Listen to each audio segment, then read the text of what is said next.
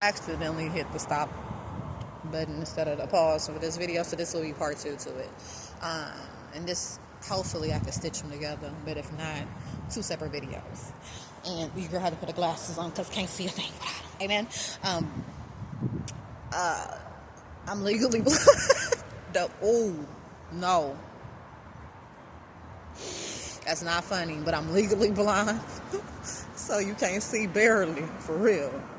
Okay, and legally blind in one eye. I'm not, but these very much are my prescribed glasses, even though they have a tint on them. Anyways, let's get back to the story. So here I was, stuck in the middle of that, trying to really find my way and my footing, and be as formidable as possible in that situation without losing my identity, without having to conform to whoever they needed me to be for them to be comfortable within themselves as women. Whole time, even if I was to transform into that person they needed me to be, still wouldn't be well received, because their insecurities, their failures, their falters, their misplacement of feminine energy, they always reflected upon me and told me that I needed to do more. I needed to act accordingly, or whatever it was. Just to put it very simply, my grandmother had a envious spirit towards me. I was her first granddaughter, and I was very intelligent. My intellectual property as a kid not only superseded other children my age and older, but also some adults as well, because as I mentioned previously, I was a reader young. I did get that from my mom. I started reading very young, and the thing about literature is it has a way of being able to allow you to expand your horizon, even within the midst of whatever small city or town that you come from, or community that you're from. It allows you to open yourself up and see things that are beyond you. And I was studious. I wanted to learn. I found that pleasurable early on. So not only was, because, listen, let me tell you something. Face card always ate. Same way I look now, I look then. Just imagine a younger me. That's it. Like, I really haven't changed as far as my looks are concerned, or anything. I just grew up, the way that people do. And I'm grateful for that, because I look back on my, pictures of myself as a child, and when I tell you, I look the same. I look the same. I had a big forehead as a child, had big eyes, had very melanated skin, was very slim in stature, but I didn't have a complex about myself because of these things. I actually was received well by others because of them, because I was not traditionally beautiful, but I was something that could be cultivated into, well, not just cultivated, I already had it was already present, this unnatural type of beauty. And that's not to toot my own horn to blow my own flute, but I'm just giving you the basis, amen. So my grandmother had an envious spirit about me, because, as I mentioned, my grandmother got married at 18, and if I put my grandmother's wedding picture up, she was astoundingly beautiful. It was sickening. Like, it was to see my grandmother at 18 in her wedding photo to the woman that I knew her to be, due to deterioration. And she still had her looks about herself, when she felt inclined to do so. But to watch, to see the two differences, you would be like, how did you go from here to here? Just run me down the backstory, because I need to know. Out of the bunch, she came from it was 3 girls that my great-grandmother and my great-grandfather had, and 1 boy. And out of the other 2 girls, my grandmother was the darkest of the bunch. She was the more melanated. She was considered darker skinned. She got her coloring from her dad. My great-grandmother was very, what they consider to be high yellow, almost mulatto color, very fine hair, she didn't look completely different from my grandmother, but as far as like coloring is concerned, they had the same texture of hair, they had like similar facial features. And I will insert that picture of my grandmother and my great grandmother as like a reference point. But speed this up, she was envious, and it started to reveal itself. It started to rear its ugly head around 8, 9. Even as a child, though, I was taught that if I didn't have nothing else, I had a voice. Now I can give my mom that. She didn't give me anything else. She allowed me to voice my opinion respectfully, of course. Never to be disrespecting my elders or people who are adults, but I wasn't shushed and muted in the way of like, oh, you can't say that or you can't feel that way. Like if I felt something, I had the right to vocalize how I felt. Whether it was received well or not was not my business. Amen. That's between you and the God that you serve. But I was able to get that off of me. So I'll say around the living with my grandmother, her being in her addiction, me dealing with her envious spirit, my older brother passed. Long live him. And he was an influence in my life because he was like a father figure to me. He was the one that took me to school every day. Like I saw this man every single day.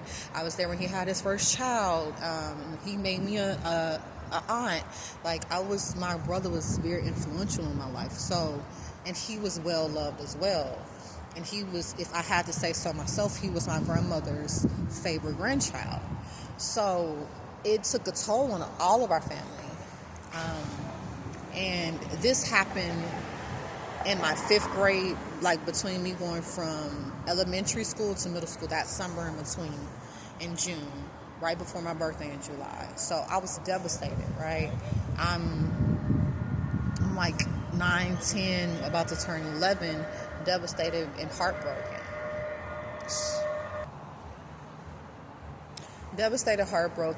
By the time I got to middle school, like, when I say complete switch up of personality, I went from being agreeable and trying my hardest not to be disrespectful to adults or to anyone for that matter, to not giving a fuck, you hear me? I mean, not one, not two, not red, not blue. Amen? Because I had lost somebody that meant a lot to me.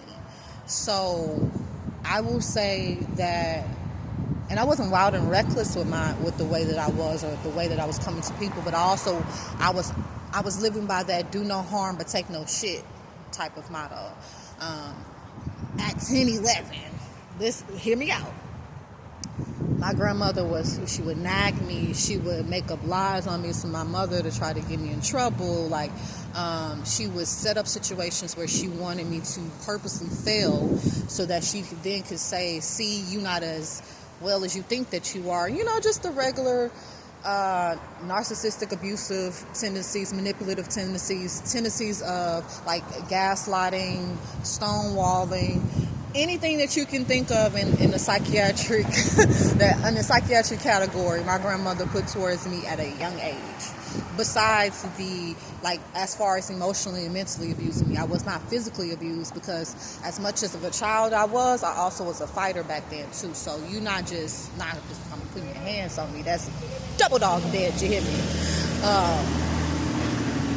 I'll say around 11, 12 is when I really started to speak up for myself towards her.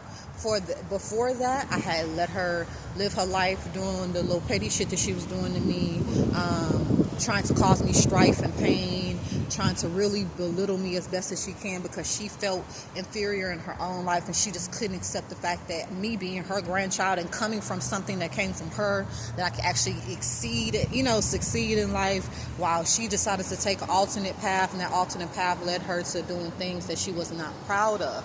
She couldn't look herself in the face. She couldn't look herself in the mirror for. So 11, bets off. She would pick, and I got something to say about it, because now I'm at the point where you're not going to just continue to do this to me. I'm not going to just continue to lay down and allow you to think that shit is sweet, and that just because I'm your granddaughter and I'm a child that you have the right to bully me, basically. From there, I became the disrespectful child, right? I became if I wasn't targeted before, like I told you, I was definitely targeted now, because my grandmother has a strong will about herself, and she has a gift of gab. She has a tendency to manipulate through her words and get people to agree with her with bullshit. So my mom wasn't in the home. My mom was like the type that she worked, she provided for the household, but she was outside thugging and bugging and doing whatever she wanted to do. Once bills was paid, we was taken care of in that regard. She was outside living her life. So my grandmother was the adult in the household. So naturally, if she's around and she's often saying Raven did this and did that, and my mom is not front and stage censored to be able to see it for herself, in addition to that's one of I told you I had 2 older brothers.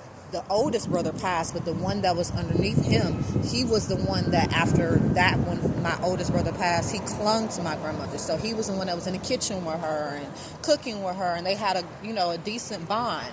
They would gang up in cahoots with one another and really try to get my mom to see that I was this disrespectful, wild, feral type of child, and I needed to be disciplined accordingly, and that if she allowed me to continue this behavior, I was just going to turn into such and such and do this and that and blase blue, the whole nine, the whole rigmarole, you understand?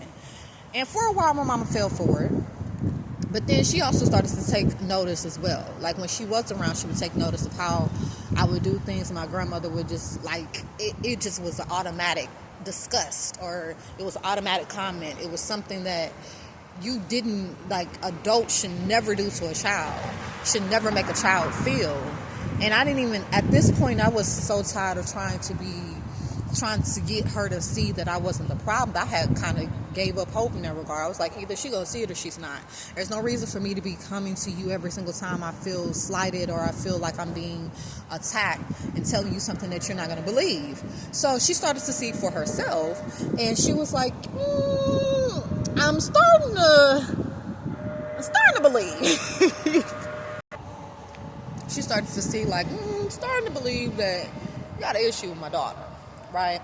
And because my grandmother had kids so early, and because she was in her addiction as such, her late teens all the way into her, when I say it was for eternity, my grandmother did not stop until she was in her late 50s. So imagine, from teenagehood to senior citizen age, 30 plus years, she didn't raise any of her kids. Not one of them. There were other people who were in the interim, family members, family friends, godmothers who were taking care of her kids while she went out and did God knows what, wherever she was. So that was something that I think that my mom started to catch up on as well, because she didn't really grow up with my grandmother in the home. None of her kids did. They started to form their relationships with her when they were adults. Not even in their teenagehood, when they were adults with kids, was when they started to actually see her come back around. And it wasn't because she was trying to create a bond with her grandchildren. It was because she needed a place to stay. She needed people to give her money. She needed food to eat. It was more so of a giver-taker type of setup. It wasn't, Now, granted, I don't deny that I feel like my grandmother had love for her kids and her grandkids, but the love was not based off of the things that it should have been. Kindness, compassion, empathy, understanding. It was based off of I need and you give. And then when she was in a position to give, she felt like she needed to repay that. It was the only reason why. It wasn't out the kindness of her heart. It was because she knew that she had done ill-intended things towards not only her children, but her grandchildren as well, stealing from us and lying about it. It's crazy shit. So Mom started to see it for herself, and she was like, yeah, I'm starting to believe that it is a problem. I've been trying to tell you that, ma'am. Ding, ding, ding, ding, ding, ding. But you ain't want to hit me, right? Because you just was under the guise that I was what they were saying that I was. It really came to a head for my grandmother and I when I got into high school, because I went through my entire middle school career from 6th to 8th grade grieving my brother and not having the proper understanding of how to do that. Not doing that in a healthy manner, because I wasn't being taught how to do that in a healthy manner. No one in my family had expected that. I went to sleep, I took a nap, I woke up, that man was in a coma. By the time he got to the hospital, it was DOA. He had a massive heart attack at 19. Nobody could have expected that. So not only was I grieving, my mom was grieving her first child, my other brother is grieving his brother, my grandmother is grieving her first grandchild, and then so on, because my brother was very loved. Rightfully so.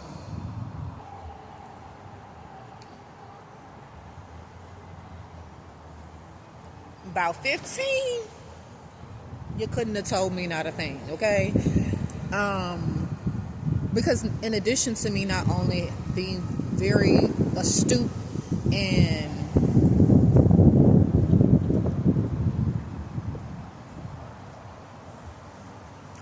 in the art of the gift of gab, because I got that from my grandmother, I was a fighter too.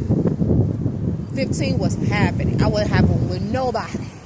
I'm telling you, I was on a rampage by the time I got in high school. Everybody, anybody, whoever thought they wanted to go up against me could get. I mean, whoever.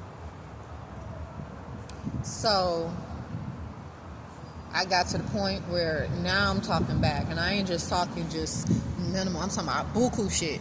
Telling her everything that I done felt since a child. Like, yeah, now you got me fucked up, because I done let you live a long time, and I let you get away with this a long time. I was saying little things as a kid, but now as I'm getting toward, in my younger womanhood, as a young woman now, I'm not letting you go no further than I can throw you, baby, and I can't throw you no type of way.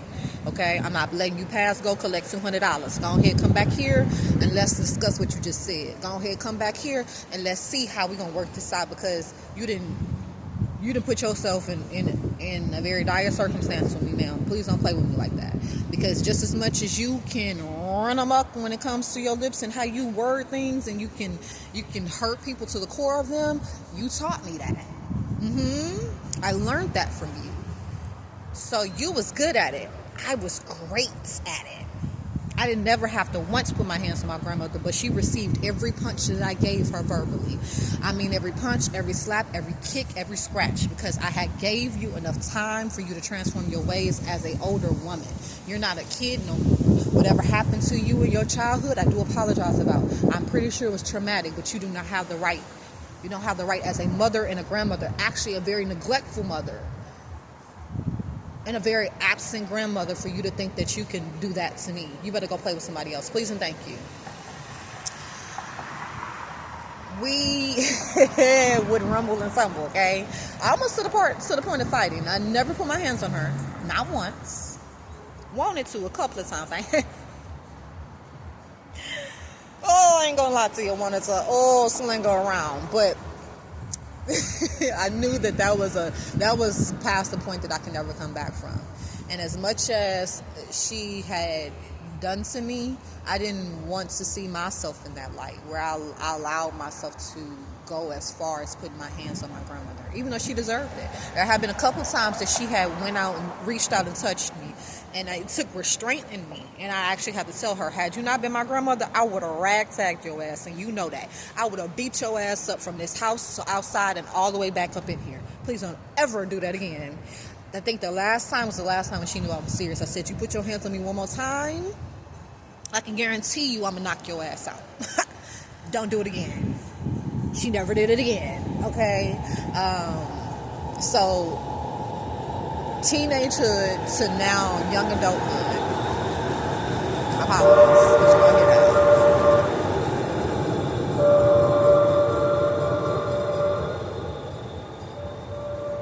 Teenagehood to young adulthood, I mean, it kind of evened itself out, because I think she got the memo. And she also moved out of living with us, because my grandmother stayed with us all the way from when I was in elementary to I was out of high school. So around a good 18, 19 was when she moved. She went to go live with my younger aunt, who had her own kids and situations going on, and she claimed she was going to go over there and help her raise them and get them in line, because my grandfather had passed by this time. And my youngest aunt was just a fool in the world. Like, when I tell you, didn't have no skills within her, nothing that God gave her, baby. Couldn't work a job to save her damn life because she was taken care of always. And then when she had kids, her kids were taken care of by somebody else. So she didn't have to do that. So where my grandfather left off, my grandmother picked up on. Teenagehood to young adulthood, I didn't really interact with my grandmother as much, because now I'm maneuvering, shaking, and finding myself in the world. Which is well, because it gave me time to really digest everything that I feel like I went through as a child up until this point. Really examine myself, what it had done to me, the pros and cons of it, the impact it had, and then what lesson I could learn from it. So I started to show my grandmother a lot of grace and compassion, because I'm just recognizing, like, damn, she really did go through a lot as a kid.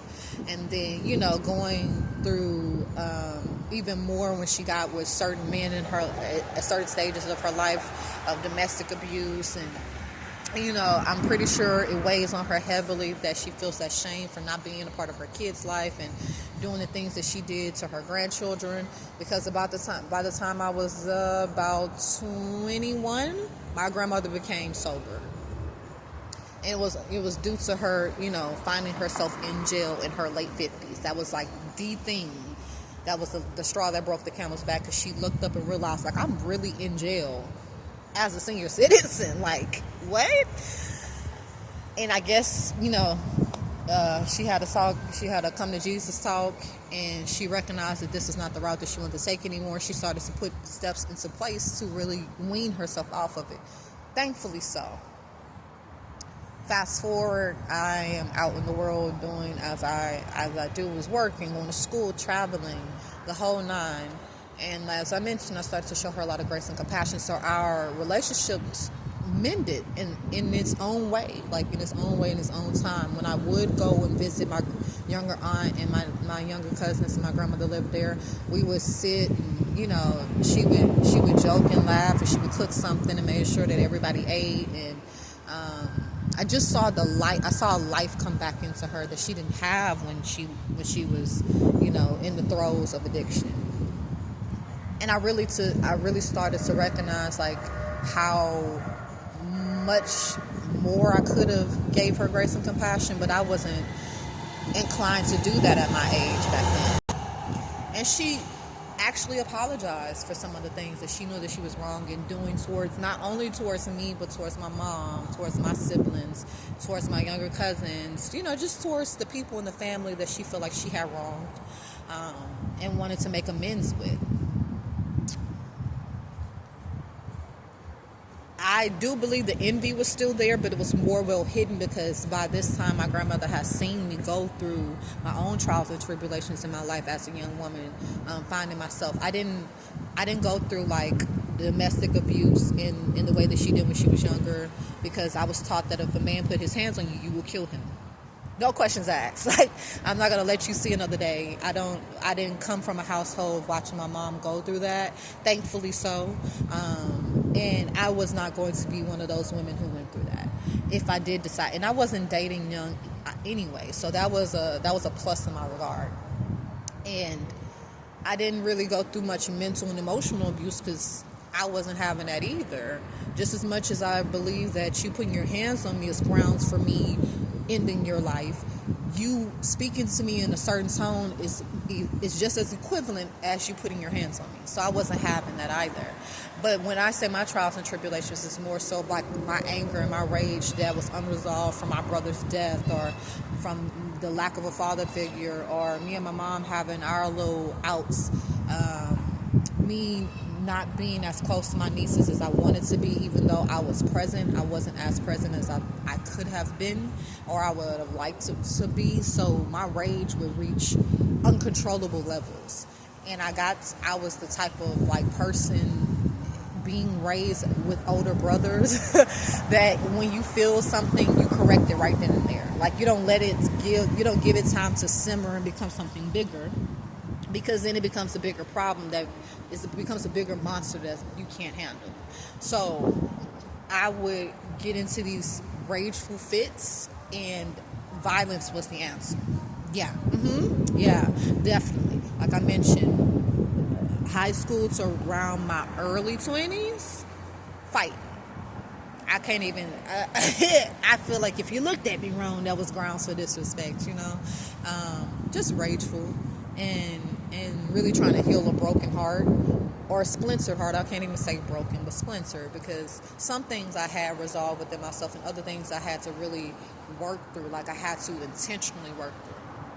So my grandmother wasn't on that same type of time with me as she was when I was a kid, because she just knew what type of time I was on.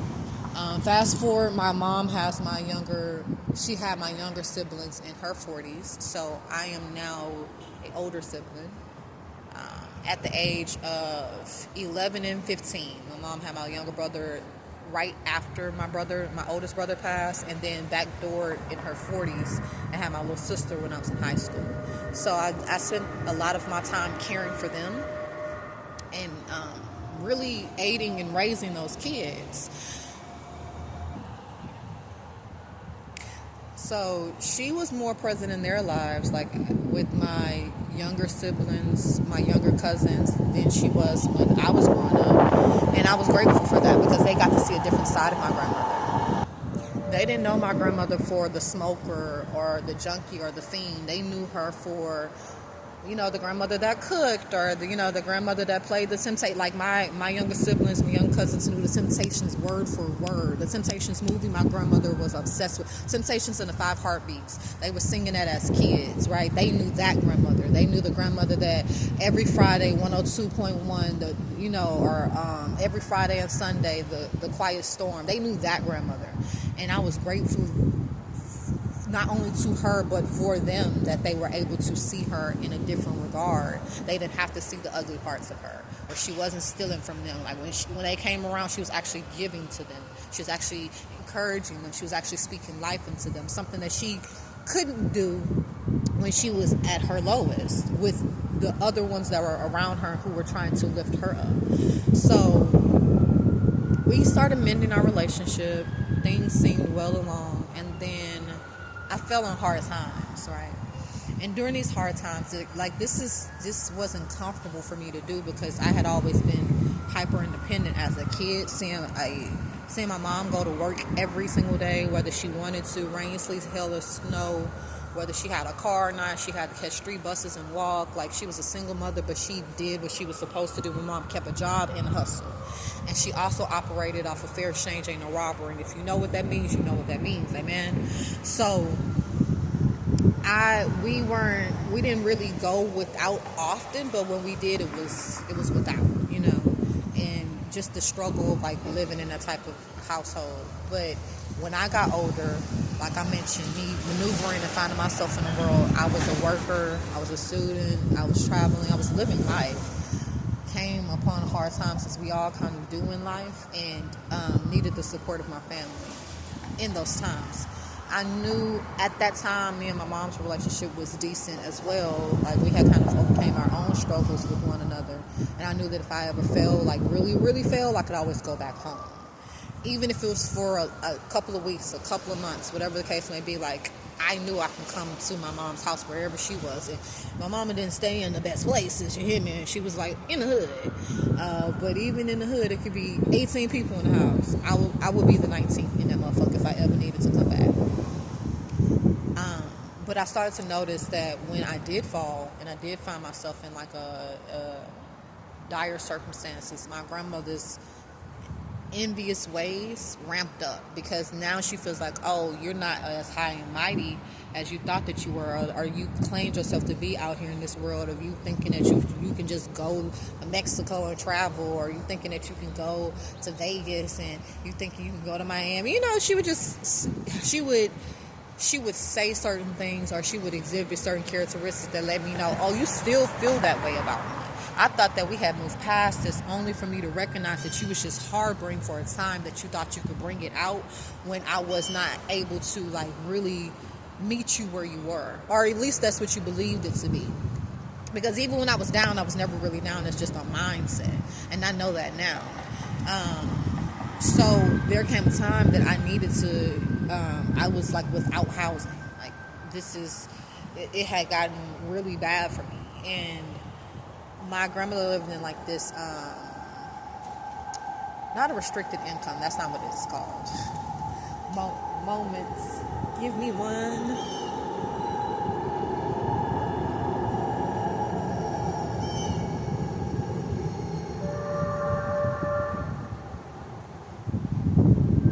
She lived in like this like senior citizen type of apartment setup, and she was never at home, because even when she moved out from my younger aunt's house after my younger cousins got older and they're now teenagers, almost grown men, she would still dedicate a lot of her time, her money, and her attention to that household, because as I mentioned, my younger aunt was not fit to stand on her own 2 feet in this world. They had enabled her to the point of handicapping her. Like, she was handicapped in the regards of like how to survive without the help of other people, because that's what my grandmother and my grandfather had done to her. So my grandmother was never in her own house. Like, whenever you talk to her, she was at Tammy's house, which is my younger aunt. She was at Tammy's house.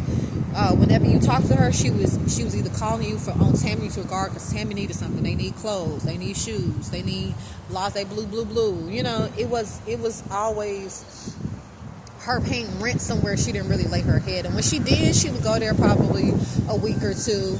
That loneliness was set in for her because she was used to being around people when she was back at Tammy's house. So I knew that. I came to her, I said, Granny, look, I'm in a kind of messed up situation right now, dire circumstance, and I am seeking my way out of it. But for the meantime, would you allow me to? Was very much like, of course, you're my granddaughter, I wouldn't want to see you in no bad way like that. You always have somewhere to lay your head, or if you never need a meal, and if I have it, you have it, that type of talk. And the way that God works is, this is around the time that me and my mom went through something very traumatic to our relationship. So I wasn't speaking to her, and this is the reason why I could not go back over there with her. But she was in her own way going through her own little living situations as well. So she was also calling on my grandmother to rely on her too, because we all knew my grandmother just basically had this apartment just sitting there. She paid rent, she was never there.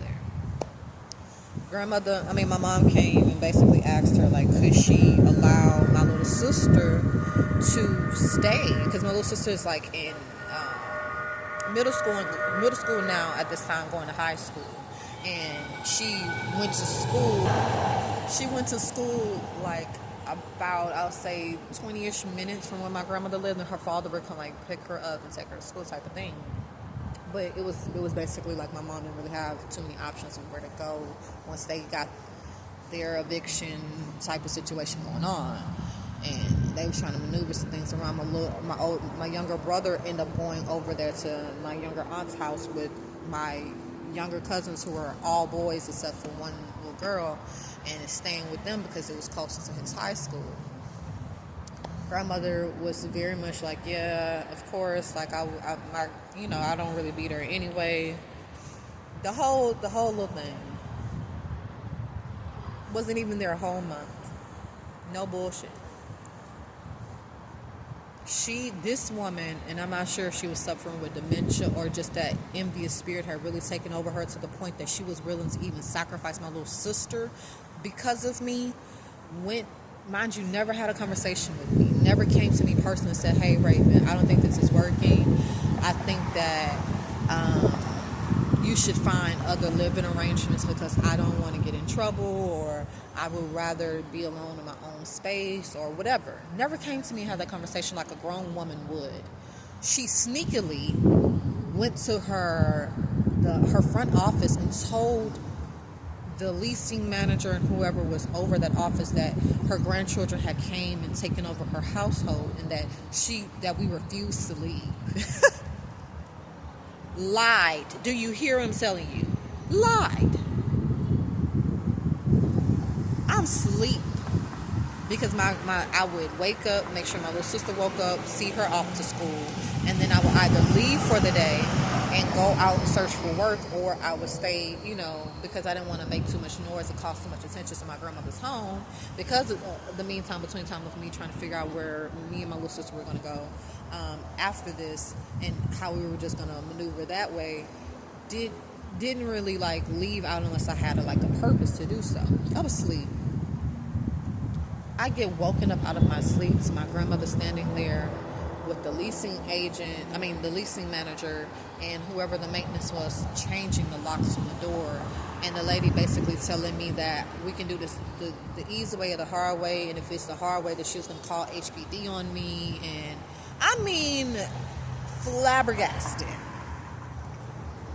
I'm literally awakening out of my sleep disoriented of trying to figure out what the hell is going on here, because what do you mean? My grandmother, she was like, yeah, because your grandmother told us that y'all done took over her household and you won't let her back in here and she just wants y'all out.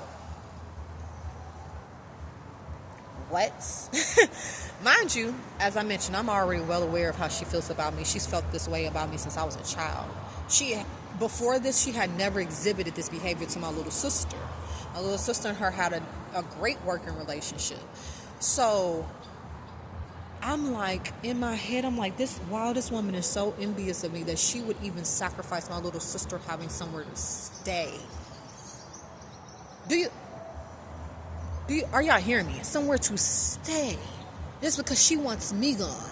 And because she's so scary within her spirit, and she thought that I was on that old type of time like I did when I was a younger woman, that I would have cussed her out, have been ready to fight. Mind you, have never exhibited that behavior to her, never cussed her out, never gave fighting energy towards her. But you never gave me the opportunity to set up other plans for her, for myself, or for my little sister. And bombarded us with this while my little sister's at school. You came, lied, and then sat there and really tried to play victim about the lie that you just now cast and created. Crying and telling us you couldn't take care of us anymore. Mind you, the entire time we were there, there was nothing in her household to eat because she was never there. My younger sister's father was making sure that me and my little sister was eating, that me and my little sister's clothes were being cleaned, because there was not a washer and dryer in that apartment. So we weren't being taken care of by you.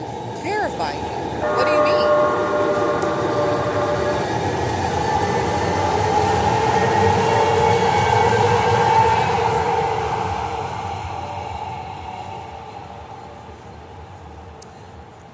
Come again, say wait. You say who?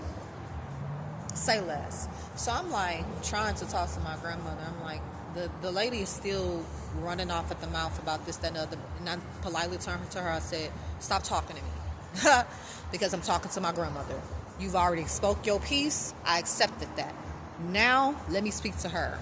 Oh, come on, Miss Gloria, because I already see where this is about to go. She's not about to go nowhere. What she's going to do is she's going to sit here and she's about to take this tongue lashing because I really want to put my fucking hands on her. I had never in my life considered putting my hands on my grandmother as much as I wanted to in that moment. And not for myself, right? I was a grown-ass woman. For my little sister. My little sister was 15. 14, I apologize at this time. She was 14 at this time. You're that wicked in your heart that you would put out your 14-year-old granddaughter who is already going through her own trials and tribulations. She having to still go to school and do her best despite her not having housing stability, despite her not being in close proximity to her mother, despite her having to figure out shit that she shouldn't be figuring out at 14. You would really do this. When I tell you I ain't cussed nobody out as well as I cussed her out, I said once a crackhead, always a crackhead. And at that point, I unleashed the guns. I said, you must be smoking again. Because there is not a fucking way in hell that you would sit up here and you would do some shit like this with a sound mind and a sane heart. Oh, nah, that must be you and blase blue. And she brought up my looks, right? Because I've always been slim. So she was like, oh no, you must be smoking because look at you. I said, I look like God and you look like death incoming. You look like Skeletor his fucking self. She had lost so much weight. Hair was coming out. You look like death. You want to know why? Because you're doing ill and ill is being done upon you. You looking like death itself. You broke because you done went over there to Tammy house and spent all your fucking money on their household, knowing that you still got a household to take care of as far as your rent is concerned. And now because you don't have no more money, and you're bothered by that because you know you can't make that money back up by Tammy and no other means, you coming over here and fucking with us. So you're doubling down on us because you going through, oh, interesting. Instead of you coming as a grown-ass woman, I mean, over the age of 55, over the age of 60. You're telling me that you couldn't have sat down and had a conversation? Whether I received it or not, you could have at least given that much. Didn't do that. I cussed her ass out. I surely the fuck did. Don't regret it not one bit. Told her everything I felt about her. I said, you ain't never been shit, ain't gonna never be shit. You ain't raised none of your fucking kids, and you barely did for your grandkids. And this is what you do, I said, but let me tell you something. What you reap, you will sow. What you do with your own two hands, your own 2 feet, and own 2 working parts of your brain will come back in full due. I shit you not even 2 months later, she was evicted from that apartment. Do not play with the Most High. She got to saying, oh, what you gonna do, that voodoo shit on me? Because mind you, I come from like a background of like root workers. My great grandmother and her mother and all the rest of them did root work. They did, very much so did that. And I'm the only one in my family who continued that process. I am the only one who still continues that process. Despite everybody in my family calling me all the wicked witches of the east, west, south, and north. You hear what I'm saying? I don't give a fuck what they say. Y'all can continue to act like you don't know where you come from. I know where I come from, and I know why I do the things that I do, right? And this is why I continue to prosper even in the face of adversity. And why y'all drown and you fail. And why you sitting up there talking about what I do on a spiritual level. You always have to come back to the very person that you said ain't of God. That's very interesting to me. Y'all doing all that hooting and hollering in church and shit, but don't live righteously. And when you see that whatever you're doing is failing you, you come back to the same person that you say is of the devil. That's interesting to me. It don't make sense to me for you to be so holier than thou, but then you come in and seek in the devil's help, not the devil's help. So I let her do all of that. Gave her a nice cussing out. She crying and doing all that goofy ass shit. Then she want to say how she apologized. I said, no, you need to go get some mental health services done, because you're ripe at the age of dementia, and you got to be suffering from dementia for you to do what the fuck you doing right here, right now. You put on the whole performance in your apartments. In front of people, when people know you,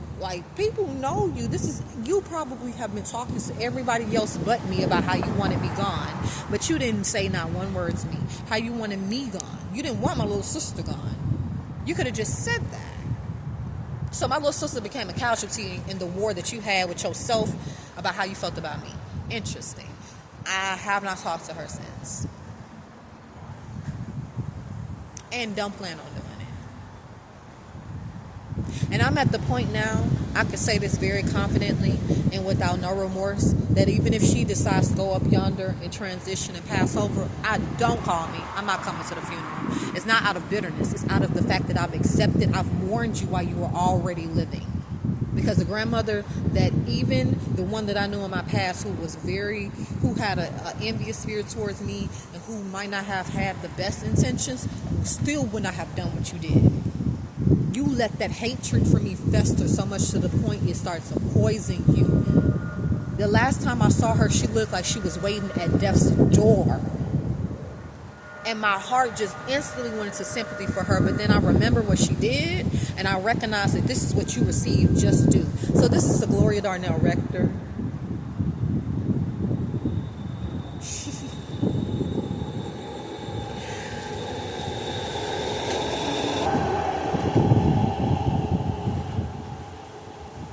This whole video just to tell you that I release and relinquish you.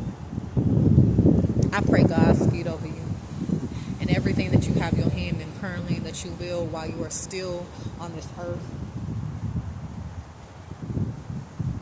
To anyone that is watching, I want you to be the sign. I want this to be the sign of apologies. I want this to be the sign that you have the right to call the ones who have done you ill. And you have a right to feel the way that you feel. Don't you let out a soul, living or unseen, tell you anything differently. This is the prophetess, the conjuress, Sunday Queen, the motherfucking lady.